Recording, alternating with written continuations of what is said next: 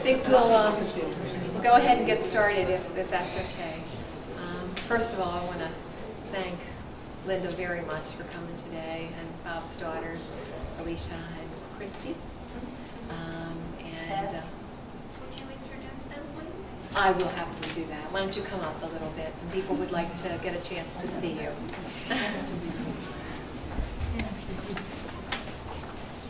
So this is Alicia and Christy Romero and Linda Romero. And these are many of the people who had a chance to work with Bob, although not all. August is one of those difficult months, as you know. There are a number of people who really wanted to be here today who couldn't be because of commitments they had with their families elsewhere. One person I'll mention, Jim Hedeman, another, Seal DiGiacomo, both who simply adored Bob and wanted very much to be here, but it was not possible due to other commitments. But I'm sure there are many, many other people who join them in wishing they could be here today. But many of us did want to be here and were able to make it, and we're glad that you were as well. And we're sorry your son Michael couldn't be here, but he's away being very busy working on the West Coast. So I have just a few remarks that I want to make that I thought about as I thought about all the wonderful contributions that Bob made to us here at Johns Hopkins, and also want to ensure that we give others an opportunity to say a few words as well.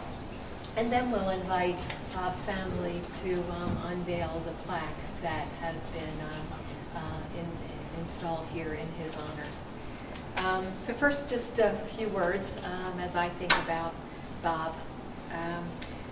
So when I think about Bob Romero, I smile, truly smile, because Bob was the personification of equanimitas, which means imperturbability, strength in the face of significant challenges, good-natured and unflappable.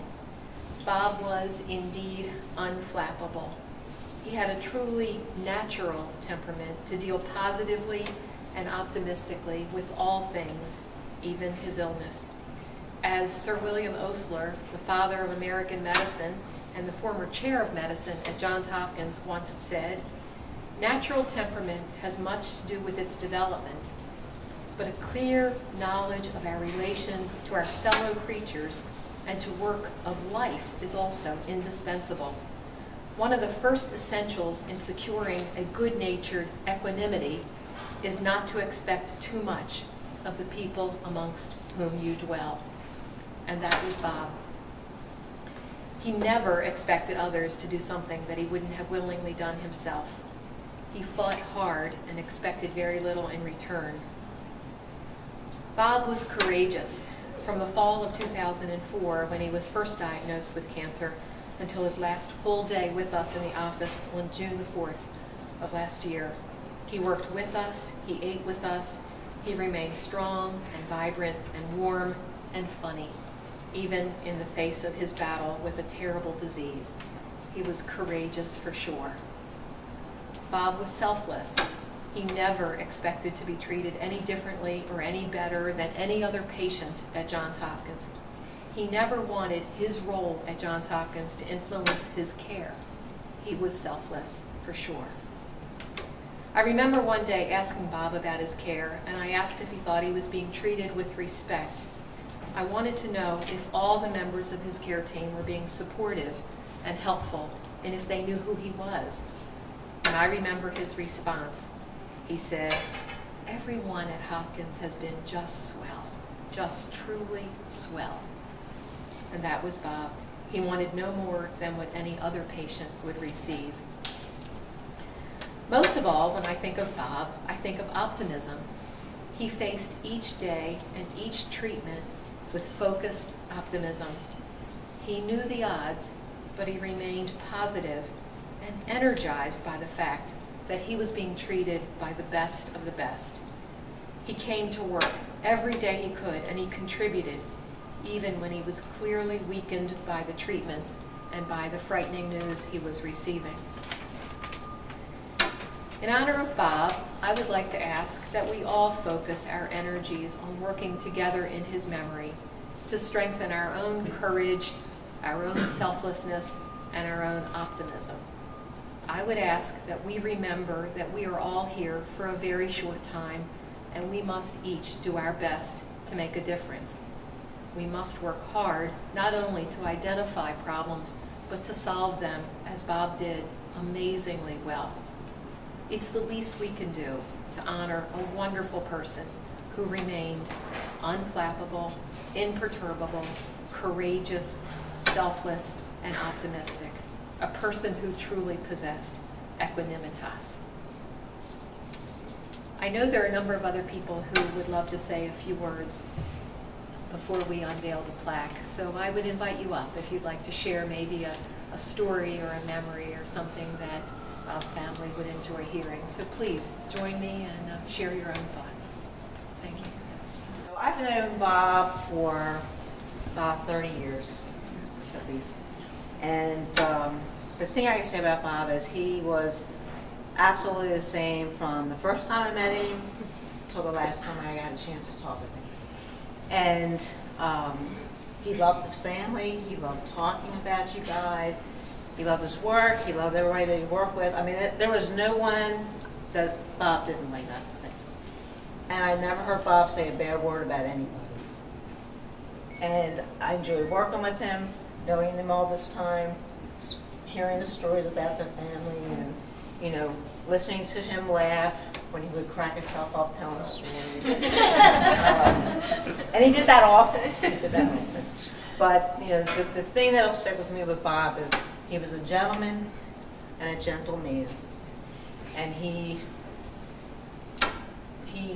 you know, if all of us could be a little bit like that, a little bit more like that every day, what a wonderful place this would be to work and this world would be to live in if more people were like that. So he was a great guy. I'm glad you guys could be here today for that, and just know we all love him too. When I first started working with Bob, we were on a business trip together. And I didn't know a lot about what to make of him. He was a guy that kind of revealed himself to you slowly, I think.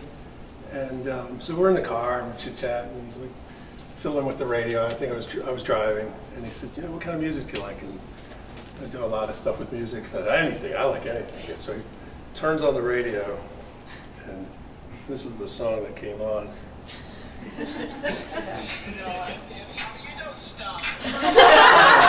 So you know this song, right? So Bob starts singing this song. So he's rapping along with the song, and he says, "Go!" And we should know he knows every single piece of this fairly complicated, old school East Coast rap. This is cool. We're gonna have a good time on this trip.